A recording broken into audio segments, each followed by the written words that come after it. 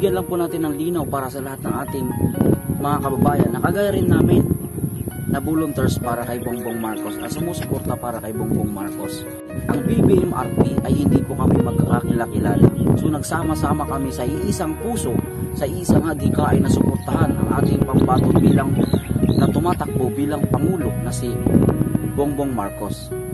So ang hadikain po namin dito, tulungan siya at suportahan siya naganap na maging Pangulo. So ang aming advocacy, wala po sa amin ang pinilit. Wala rin po sa amin ang binayaran ng kampo ni BBM para suportahan siya. Ganon din naman ang KBL. So ginagawa po namin lahat ng ito dahil sa gusto namin bilang isang Pilipino. Kaya sa ating mga kababayan na gustong sumali o gustong sumama sa aming advokasya, ang BBMRP o Bongbong Marcos Riders Philippines, ay nagkakaisa po kami sa isang layunin na suportahan ang ating mahal na Pangulo. Sa lahat, sa iba't ibang bayan, iba't ibang munisipalidad, mayroon na po tayong mga designated GC na pwede po kayong pumasok anytime. Kailangan lang po natin sundin ang aming protocol na kailangan nyo pong mag-register sa aming database para makita natin na ang legitimacy ng grupo ay mananatili. Dito po walang pera-perang labanan. Dito po wala po sa BBMRP ang gumagawa ng mga long sleeve at t-shirt. So sa BBMRP ang design, nasa inyo na po yun kung kanino kayo magpapagawa. Ayaw namin na babahiran ang BBMRP ng kung ano mang usapin pagdating sa pera. So sinimulan namin ito sa panguna ng aming founder, Edward Masangkay. Siya rin po ang aming chairman. Siya po ang nag-iisang nagtayo ng BBMRP na kung saan iisa po kami ng advocacy. Lahat po ng aming kasama na kasapi ng BBMRP ay taos-puso pong nakikiisa sa lahat ng aming mga layunin. Kaya kung kayo po ay nais makiisa sa amin, kahit nasa saang lugar po kayo, mayroon po tayong grupo.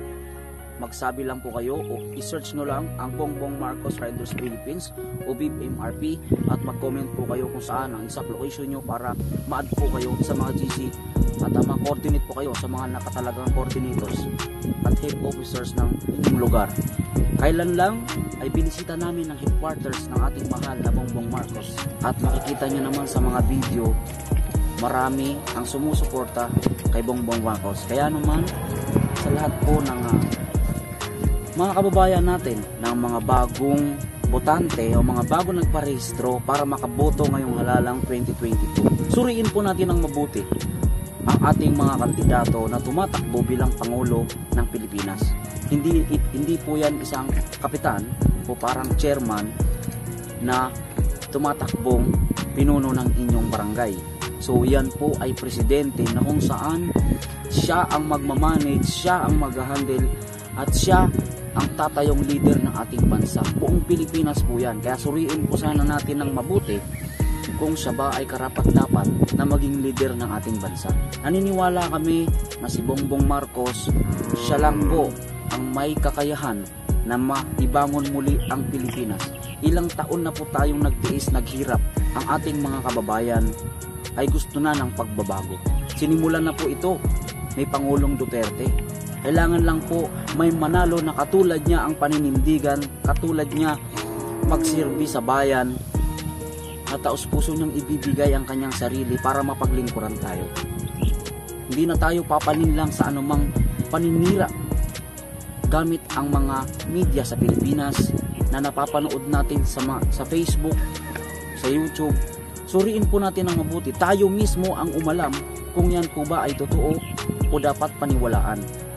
Kasi meron po tayong mga nakikitang akala natin totoo, pero fake news pala. Dapat maging mapanuri tayo. Tayong mga Pilipino, may kanya-kanya tayong gadget at cellphone na anytime pwede tayong mag-research sa mga bagay-bagay na ipapalabas nila. Maging mapanuri tayo bilang isang Pilipino. Ang pagboto ay isang karapatan ng bawat Pilipino na isigaw ang nais natin. Hindi tayo pwedeng diktahan ng kahit na sino na siya ang ating iboboto. Dapat galing mismo sa ating puso na hindi tayo pinilit, hindi tayo binayaran para iboto ang isang kandidato. Ang gusto natin pagbabago. Kaya dapat sa ating sarili, dapat tayo ay magbago. Kung noon nabulag tayo sa mga propaganda nilang ipinalalabas sa mga social media at sinusulat sa mga pahayagan. Ngayon, panahon na para tumindig ang buong sambayan ng Pilipino para pumili ng isang magaling at mapagkakatiwalaang leader ng ating bansa. Ang BBM-RP ay nagkakaisa at buong puwersa Luzon, Visayas, Mindanao, hindi papapigil sa aming advocacy na tulungan ang ating mahal na Pangulong Bongbong Marcos na manalo sa halalang 2022. Ang payo ko lang sa lahat ng mga bagong botante ngayon sa darating na 2022 election, May 9, sana magkaisa po tayo. Huwag tayong papabulag pagdating sa pera. Marami tayong mga kababayan na hindi pamulat sa sitwasyon sa iba't ibang pamamaraan. Marami pa tayong panahon para pag-isipan at alamin kung sino talaga ang karapat-dapat na maging leader. Ang BBM-RP o Bongbong Marcos Riders Philippines ay buong pwersa po kaming naninindigan para sa bayan. Ang pagboto po ay hindi lang yan para sa iyo, kundi dapat isipin natin ang kinabukasan ng ating bansa. Ganon din po ang ating mga anak. Kung mayroon tayong maihahalal na leader, ilang taon na naman tayong maghihirap kung magkamali tayo. Marami na ang nangako pero marami din ang hindi tumupad sa kanilang pangako. Ayaw na natin ng kasinungalingan, ayaw na natin na tayo ay malinlang. Gusto na natin ang pagbabago. Kung papansinin nyo, lahat sa Facebook page pinagbintangan na maraming trolls si Bongbong Marcos. Pero kung iisa-isahin mo yung mga nagko-comment na loyalista ni Bongbong Marcos, lahat yan legit account. Wala po dyan pinilit, sarili po nila yan. Kaya hindi dapat tayo pagbintangan. Ginagawa nila lahat ng mga paninira kay Bongbong Marcos na noon ay sinagot niya na. Inuulit-ulit na lamang po nila dahil wala na silang maibatong puti. Which is, maling-mali naman po yun. Dapat kung malinis kang kandidato, dapat ipakita mo sa tao ang propaganda mo para magustuhan kanila, hindi para sirain ang isang kandidato para bumungo ka sa publiko. Maling-mali po yun. Kung papansinin nyo mga kababayan, sino-sino ang tumatakbong Pangulo? Parang iisa lang ang kalaban nila, si Bongbong Marcos lang. Bakit?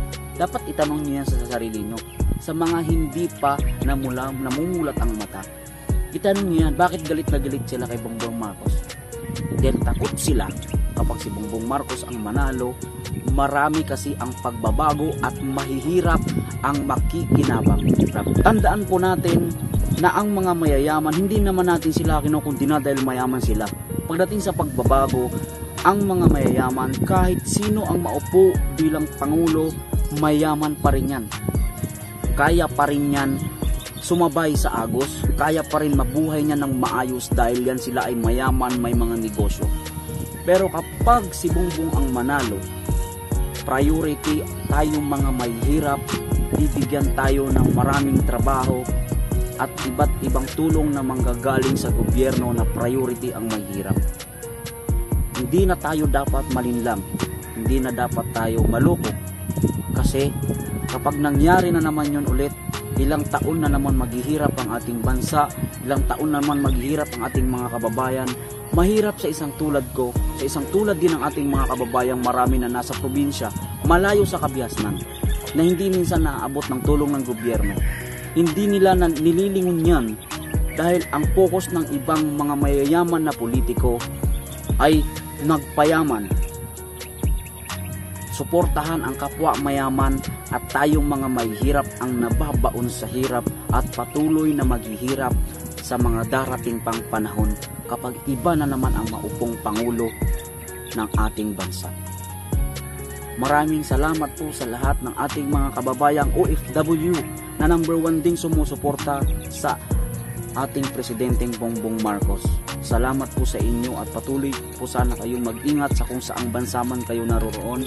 Ipagpatuloy lang po natin ang ating nasimulan at dadalhin po natin ito hanggang sa huling laban sa May 9, 2022. Maraming salamat po sa iba nating mga kababayan dito sa Pilipinas na nagpapaabot po ng kanilang suporta sa ating mahal na magiging Pangulong si Bongbong Marcos sa pamamagitan ng social media. Huwag tayong papadala sa mga nagkakaraban na yan dahil marami ang pumupunta, hindi po natin alam, pinabayaran sila. Antayin nyo na lumabas ang BBMRP sa mga lansangan. Makikita nyo ang sigaw ng taong bayan na hindi kailangan bayaran, na hindi kailangan ng pera para magmukhang marami ang supporters. Dito ginagawa namin ito bilang isang Pilipino, ginagawa namin ito bilang isang botante ng Pilipinas, ang pagsuporta kay Bongbong Marcos. Maraming salamat po sa ating mga kababayan na mulat na sa panahong ito. Marami na po tayong pinagdaanan. Thank you very much po. At maraming salamat po sa inyong suporta. Share nyo ang video na ito para makarating sa ating mga kababayan na ito ang ating advocacy. Bongbong Marcos tayo sa 2024.